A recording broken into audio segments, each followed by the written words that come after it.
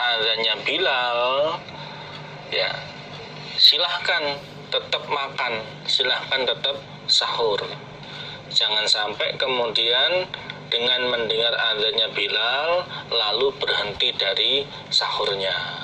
Tetap lanjutkan sahurnya.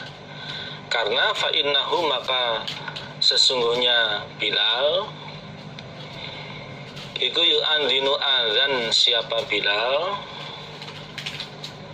atau lafadznya qala bersabda siapa Nabi. Ini keraguan dari perawi.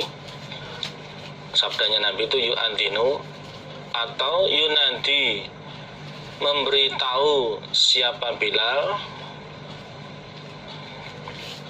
liyarji'a, supaya kembali pulang ke rumahnya,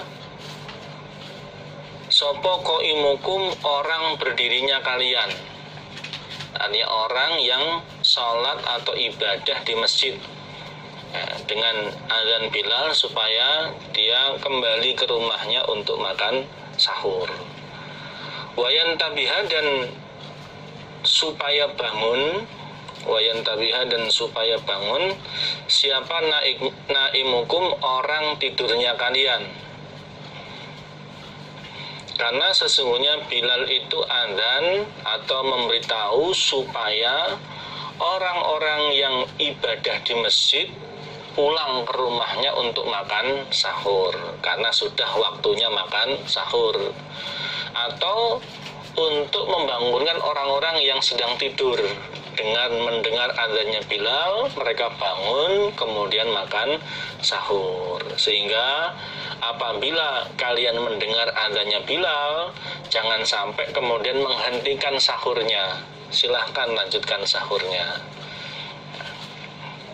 Karena azannya Bilal itu justru untuk memberitahu kalau sudah waktunya makan sahur. Walaisa, dan tidak ada opal fajru fajar, ayakula, bahwa berbuat opo fajar, hakadha, seperti ini. Dan yang dimaksud fajar itu bukan yang seperti ini. Yang dimaksud fajar sodik, yang merupakan pembatas waktunya puasa, pembatas mulainya waktu puasa, bukan yang seperti ini. Qala berkata siapa Musaddadun Musaddad, wa jamaah, dan mengumpulkan siapa Yahya, kafaihi, pada dua telapak tangannya Yahya, hatta yakula, sehingga berbuat opo fajar, hakanda, seperti ini. Wa madda, dan memanjangkan sopo Yahya bi usbu'aihi, pada dua jarinya Yahya, as-sababataini, yang telunjuk keduanya. Nabi bersabda, yang dimaksud fajar itu bukan yang seperti ini. Waktu itu Nabi memberi petunjuk dengan isyarah. Lalu Musaddad menceritakan ketika gurunya Yahya memanggulkan, Yahya mengumpulkan dua telapak tangannya sehingga berbuat seperti ini. Kemudian Yahya memanjangkan dua jarinya yang telunjuk. Jadi yang dimaksud fajar itu bukan yang seperti ini, bukan yang lurus ke atas, bukan yang lurus ke atas seperti ini. Ya, artinya bukanlah sinar terang yang ada di arah terbitnya matahari yang arahnya ke atas, bukan yang seperti ini. Melainkan yang namanya fajar itu sinar terang di arah terbitnya matahari yang arahnya menyebar seperti ini, menyebar seperti ini. Ini namanya fajar sodik, batas di mana orang yang berpuasa mulai untuk berpuasa tidak boleh makan, tidak boleh minum, tidak boleh jima istri. Bukan yang seperti ini. Kalau yang seperti ini, sinar terang di arah terbitnya matahari yang arahnya ke atas begini, ini namanya fajar kadzib atau fajar palsu. Nah, kalau di zaman Nabi Yang azan untuk azan subuh itu adalah Abdullah bin Ummi Maktum. Yang azannya malam hari untuk membangunkan orang supaya bangun, supaya sahur, itu Bilal. Sedangkan yang azan subuh itu adalah Abdullah bin Ummi Maktum. Sehingga Nabi bersabda, azannya Bilal jangan sampai mencegah salah satu kalian dari makan sahurnya. Kalau mendengar Bilal azan, silahkan sahur, tidak apa-apa. Justru malah Bilal azan itu tujuannya untuk memberitahu supaya orang yang di masjid yang sedang sholat supaya pulang ke rumah untuk makan sahur, dan yang di rumah yang tidur supaya bangun untuk makan sahur. Ini bukan berarti kemudian terus ketika mendengar azan subuh silahkan kalian makan, bukan begitu, ya kan? Karena azan itu, Bilal itu azannya di waktu malam, memang untuk memberitahu supaya orang-orang makan sahur. Sedangkan yang azan untuk azan subuh itu adalah Abdullah bin Ummi Maktum. Jadi jangan diambil pengertian kalau makan kemudian mendengar azan subuh tetap makan, bukan begitu. Beda. Bilal itu azannya di sepertiga malam yang akhir, ya. Sedangkan yang azan subuh itu adalah Abdullah bin Ummi Maktum. Babu qadrikam ini adalah babnya kira-kiranya berapa jarak waktunya baina sahuri, antara sahur, wa sholatil fajri, dan sholat subuh. Bab ini menjelaskan berapa kira-kiranya jarak waktu antara makan sahur dan sholat subuh. Hadatsana Muslim ibnu Ibrahim, hadatsana Hisham, hadatsana Qatadah an Anas, an Zaid bin Thabit radhiyallahu an, qala, berkata siapa Zaid, tasaharna sahur kami ma'an Nabi, bersama Nabi sallallahu alaihi wasallam. Tsumma qama, kemudian berdiri siapa Nabi, tsumma qama, kemudian berdiri siapa Nabi, ila sholati, pada sholat, maksudnya sholat subuh. Zaid bin Thabit bercerita, kami makan sahur bersama Nabi.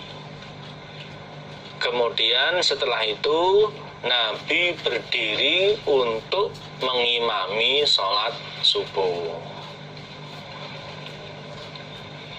Qultu, berkata aku Anas, bertanya kepada Zaid, kam, berapakah, karena ada, bainal adzani, antara adzan subuh maksudnya, wasahuri, dan sahur. Anas berkata, lalu aku bertanya kepada Zaid bin Thabit, berapakah jarak antara adzan subuh dengan makan sahur? Kira-kira berapa jaraknya? Qala, berkata siapa Zaid, qadru khamsina ayatan, kira-kiranya 50 ayat. Jarak antara makan sahur dan azan subuh itu kira-kiranya sama dengan orang membaca Al-Quran 50 ayat. Nah, itu jarak antara makan sahur dengan azan subuh, ya.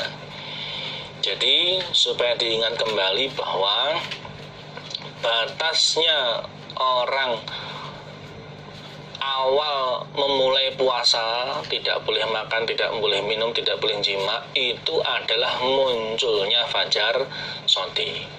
Sedangkan muadzin mengumandangkan azan subuh itu setelah jelas munculnya fajar shadiq, ya, baru kemudian dia mengumandangkan azan subuh. Nah, di sini ketika Zaid ditanya oleh Anas berapa jarak waktu antara makan sahur dengan azan subuh, dia mengatakan jaraknya sama dengan kira-kira orang membaca Al-Quran 50 ayat, ya, seperti itu. Jadi tetap batas akhir makan sahur sebelum munculnya fajar shadiq. Ya, diberi jarak demikian, maksudnya jangan sampai orang itu karena tidak teliti akhirnya kemudian tanpa dia sadari dia makan sahurnya itu sudah masuk waktu subuh, sehingga ada dibuat jarak seperti itu. Adapun kemudian ada yang mempraktekkan imsak itu, ya, supaya dipahami bahwa batasnya ya tetap fajar shadiq. Adapun imsak itu sifatnya memberitahu, warning, perhatian, supaya orang-orang yang sedang makan sahur itu mengetahui bahwa sudah hampir masuk waktunya munculnya fajar shadiq, di mana munculnya fajar shadiq itu batas orang memulai puasa. Sehingga orang-orang yang makan sahur sudah menghentikan sahurnya, jangan sampai tanpa dia sadari dia masih makan, dia masih minum, ternyata sudah masuk waktu puasa. Ya, jadi tetap ini hanya membahas jarak ideal antara makan sahur dengan dikumandangkannya adzan subuh. Adapun batas orang masih boleh makan sahur selama belum terbitnya fajar shadiq, ya, seperti itu. Maka ini sifatnya sebagai hati-hati, jangan sampai kemudian ya tidak memperhatikan sahurnya, lalu ternyata makan sahur sudah masuk waktunya puasa. Babu takjilil iftari, bab mencepatkan berbuka. Bab mencepatkan atau mensegerakan berbuka.